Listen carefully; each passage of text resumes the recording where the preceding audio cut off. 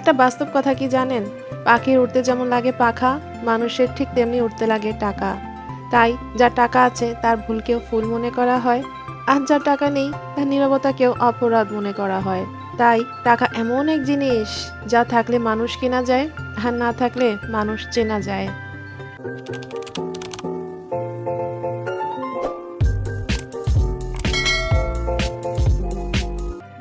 আসসালামু আলাইকুম। মুমতাজ সংসার থেকে আপনাদের সবাইকে জানাচ্ছি অনেক অনেক স্বাগতম, শুভেচ্ছা এবং ভালোবাসা।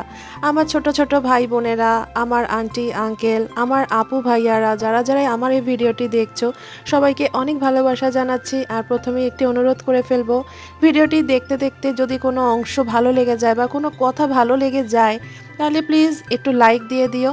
আর নতুনরা যারা একদমই প্রথমবারের মতন দেখছো, প্লিজ চ্যানেলটিকে একটু সাবস্ক্রাইব করে দিও। তোমাদের একটি লাইক এবং একটি সাবস্ক্রাইব আমার এই ভিডিওটিকে আরও অনেকের মাঝে পৌঁছে দিতে পারবে। তোমাদের হয়তো একটু সময় নষ্ট হবে আমাকে লাইক বা সাবস্ক্রাইব করতে, কিন্তু এটা আমার অনেক বড় উপকার হবে। আসলে শুরুতেই কথাগুলো বলছি কেন না, ভিডিওগুলো কষ্ট করে বানাই, তোমরা অনেকে পছন্দও করছো, কিন্তু সেই অনুপাতে লাইকও পাই না।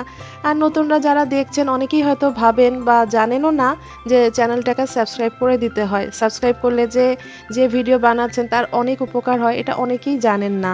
তাই যারা জানেন না তাদের জন্য আরেকবার মনে করিয়ে দেওয়ার জন্য এই কথা বলা, যে চ্যানেলটিকে একটু সাবস্ক্রাইব করে দিবেন। সকালে নাস্তা থেকে ভিডিওটা শুরু করছিলাম।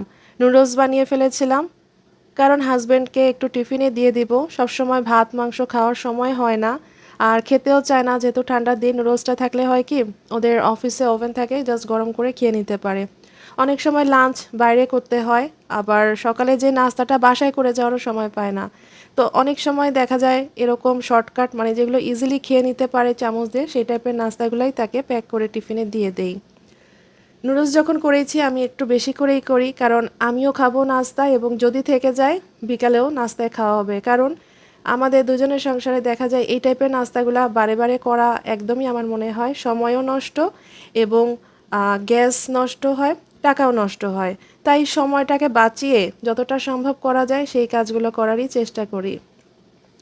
তাই আমিও কিছুটা নুডলস নিয়ে, মানে আমার হাজব্যান্ড যখন যায়, অনেক সকালে যায়, তখন তো খাওয়া হয় না। তার কিছুক্ষণ পরে 9টার দিকে উঠে আমি আবার নাস্তা করা শুরু করি। হাজব্যান্ড যাওয়ার পর আমার খাওয়া হয় না, আসলে ওই সময় টুকটাক কিছু কাজ থাকে, বা আবার একটু হয়তো বা রেস্ট নিয়ে তারপরে উঠে খাই।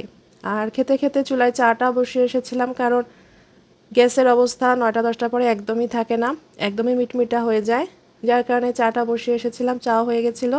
তো চাটা এনে বসে বাকি নুডলসটা খাওয়া শেষ করলাম।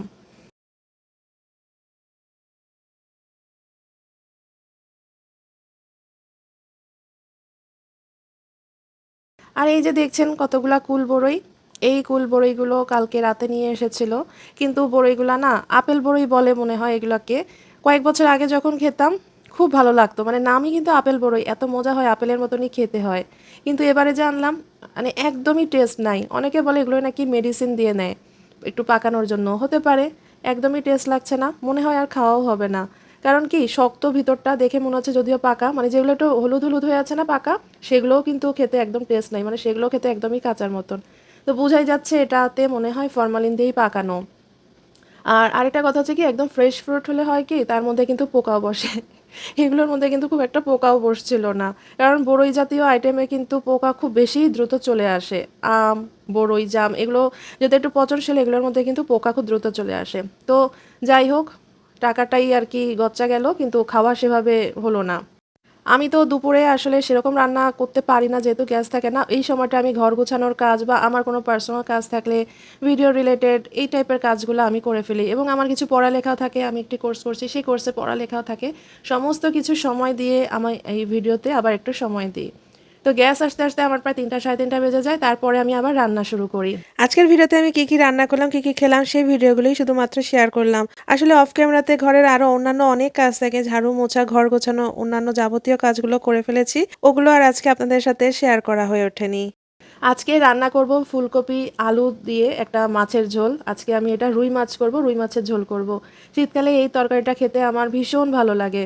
মাছ আর নতুন আলু ফুলকপি দিয়ে কাতলা মাছ, রুই মাছ, কই মাছ, এগুলো খেতে খুব ভালো লাগে। তাই আজকে একটু মাছ রান্না করছি, আর সেই রেসিপিটা আপনাদের সাথে শেয়ার করতে করতে ভিডিওর শুরুতে আপনাদের সাথে কিছু কথা বললাম টাকা নিয়ে। আসলে যার টাকা থাকে না তাকে কেউই কিন্তু মূল্য দেয় না, সে যত আপনজনই হোক না কেন। দেখবেন সবচেয়ে আপন মানুষ, আপন কাছের মানুষটাও দেখবেন যার কাছে টাকা থাকে তার কাছেই চলে যায়, তাকেই বেশি সম্মান দেয়। কালকে একটা ছবি দেখছিলাম, ফেসবুকে একজন ছবি দিয়েছিল যে গরিব যদি আত্মীয় খেতে আসে তার জন্য মাত্র 2টা পদ রান্না করা হয়, আর বড়লোক আত্মীয় খেতে আসলে তার জন্য 10-12 রকমের মানে খাবার দিয়ে টেবিল ভরিয়ে ফেলা হয়।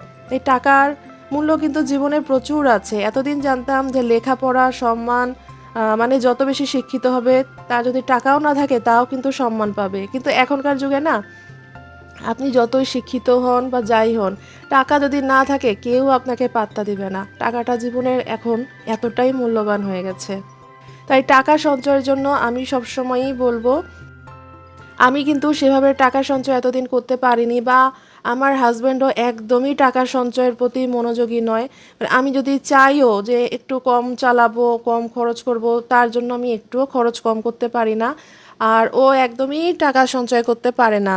মানে ওর কাছে যদি 10টা টাকা থাকে, সেখান থেকে কোনো বন্ধু বা কেউ এসে যদি ওর কাছে টাকা চায়, ও সেখান থেকে 10 টাকাই দিয়ে দেবে, নিজের জন্য একটুও ব্যালেন্স রাখবে না। মানে এরকম করে দেখা যায় ও প্রচুর খরচ করে, যেখানে যে চায় তাকে হেল্প করে, কিন্তু এই হেল্পগুলো করতে গিয়ে একসময় যে নিজে বিপদে পড়লে কারো কাছ থেকে হেল্প পায় না, এই জিনিসটা বোঝে না। এখন আমি বলবো যে আমার হাজব্যান্ড কি মানে মন ভালো, সরল, নাকি বোকা? এটাকে আসলে আমি বোকামিই বলবো। নিজের জন্য এখনকার যুগে একটু হলেও ভাবতে হবে।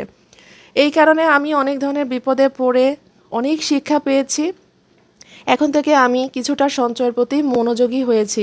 মানে আমি চাইলে আরও বেশি করতে চাই, কিন্তু আমার কাছে তো টাকা থাকতে হবে। টাকা না থাকলে আমি কীভাবে সঞ্চয় করব? আমার হাজব্যান্ড যদি এসে আমার হাতে টাকা না দেয় তাহলে তো আমি সঞ্চয় করতে পারবো না। তো আমার হাজব্যান্ডকে বলে কই আমি রাজি করেছি যে আমাকে প্রতিদিন অন্তত 20 টাকা, 50 টাকা, 100 টাকা যেদিন যেমন সম্ভব আমাকে এনে দিবে। আমার একটি ব্যাংক বানিয়েছি আমি, সেই ব্যাংকে আমি টাকা জমাবো। তো এখন আমি আল্লাহর রহমতে অনেকটাই টাকা জমিয়েছি, ব্যাংক এখনও আমি ভাঙিনি।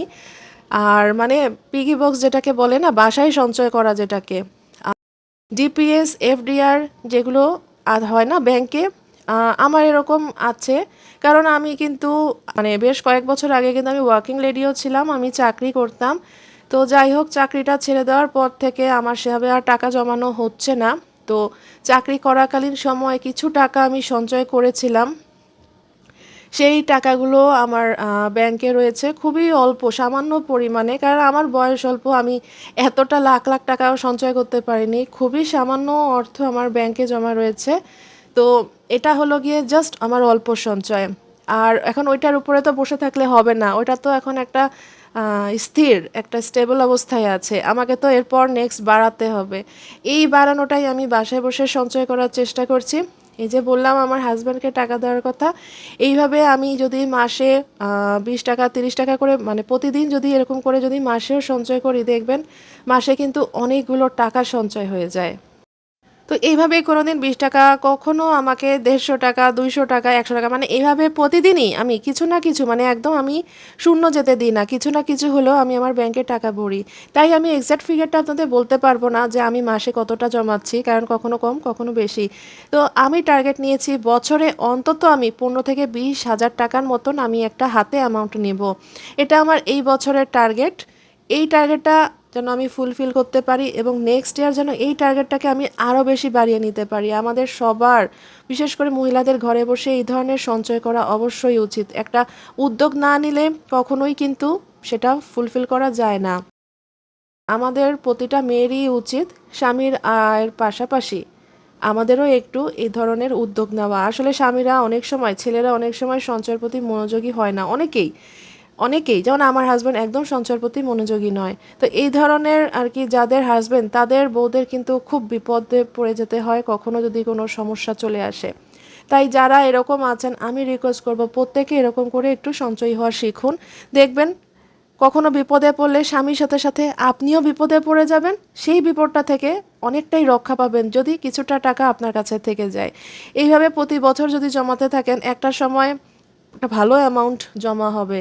আর আল্লাহ না করুক প্রতি বছর বা মাসে যে কারোর বিপদ আসবে এমনটা নয়, বিপদ কখনো বলে কয়ে আসে না, কখনো আসতে পারে কখনো নাও আসতে পারে। তাই আমাদের সবসময় প্রস্তুত থাকতে হবে। আর আপনারা তো দেখলেনই, এতক্ষণ ধরে টাকার বকবক করতে করতে আমি রুই মাছ, ফুলকপি আলু দিয়ে রান্না করে ফেললাম। আর বিকালে এই যে একটু নাস্তা করছিলাম, আসার সময় আমার হাজব্যান্ড চিতই পিঠা ভাপা পিঠা এগুলো নিয়ে এসেছিল। এগুলা খেতে কিন্তু বেশ ভালোই লাগে, এখন শীতকাল। আর শীত তো যদিও খুব একটা বেশি নেই, চলেই যাচ্ছে। আর কয়েকদিন পরে রোজা চলে আসবে, এই টাইপের পিঠাগুলো আর খাওয়া হবে না। তাই ঠিক করলাম যে একটু পিঠা খেয়েই নেই। আর আমি একটু দুধে ভিজানো পিঠা বানাবো, এটার জন্যই অ্যাকচুয়ালি পিঠা আনানো, অনেকদিন দুধে ভিজানো পিঠা খাই না। তো দুধে ভিজানো পিঠাও আমি আপনাদের সাথে শেয়ার করব। এখানে একটু গুড়ের মানে যে পাতলা গুড়ের যে ঝোলা গুড় করে সেটা একটু করে নিয়েছিলাম, চিতই পিঠা দিয়ে খেতে কিন্তু খুব ভালো লাগে। আর করেছিলাম ওই যে ভিজানো পিঠা করব দুধে ভিজানো, সেটা আমি মানে খেজুরের গুড় দিয়ে ভিজানো পিঠার জন্যই বেসিক্যালি করেছিলাম। তো এই তো, আমার ভিডিওর কোনো অংশ যদি ভালো লেগে যায় বা কোনো কথা যদি মনে করেন যে না আপনার উপকারে এসেছে, এইটা আরও কয়েকজনের কাছে গেলে হয়তো তাদের উপকার হবে, প্লিজ ভিডিওটিতে একটি লাইক দিয়ে এবং শেয়ার করে দিয়েন। নতুনরা প্লিজ চ্যানেলটিকে সাবস্ক্রাইব করে দিয়েন। এখন বর্তমান যুগে যেই অবস্থা চলছে, খরচ কখনো কমাতে চাইলেও খুব একটা কমিয়ে ওঠা একদমই কষ্টকর। কিছু কিছু জিনিস আছে একদম কম ছিল, সেগুলো এখন ডাবল দাম হয়ে গেছে। মানে বাজেট একটা রাখলেও সেটা ফেল হয়ে যায়। তারপরও এর মধ্যে চেষ্টা করতে হবে আমাদের কিছুটা হলেও টাকা সঞ্চয় করতে।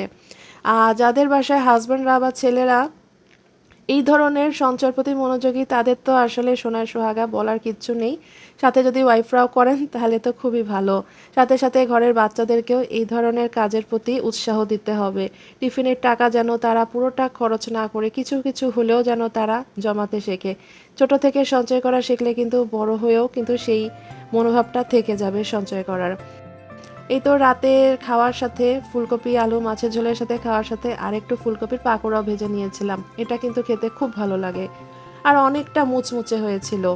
তো এই তো, এইভাবে আমি আপনাদের সাথে আমার আজকের দিনটা শেয়ার করলাম। আবার একবার রিকোয়েস্ট করে ফেলছি, প্লিজ নতুন যারা আজকের ভিডিওটি দেখছেন, কোনো অংশ ভালো লেগে গেলে প্লিজ চ্যানেলটিকে একটু সাবস্ক্রাইব করে দিবেন। আর যারা ইতিমধ্যেই সাবস্ক্রাইব করে দিয়েছেন, অনেক অনেক ধন্যবাদ সেই সব বন্ধুদেরকে। আর ভিডিওটি ভালো লেগে থাকলে অবশ্যই লাইক কমেন্টস করে আমার সাথে থাকবেন। আপনাদের একটি লাইক আমার ভিডিওটিকে অনেকের কাছে পৌঁছে দিতে পারে, তাই আপনাদের একটি লাইক আমার কাছে অনেক মূল্যবান। তো আগামী ভিডিও দেখার আমন্ত্রণ জানাচ্ছি। আল্লাহ হাফিজ।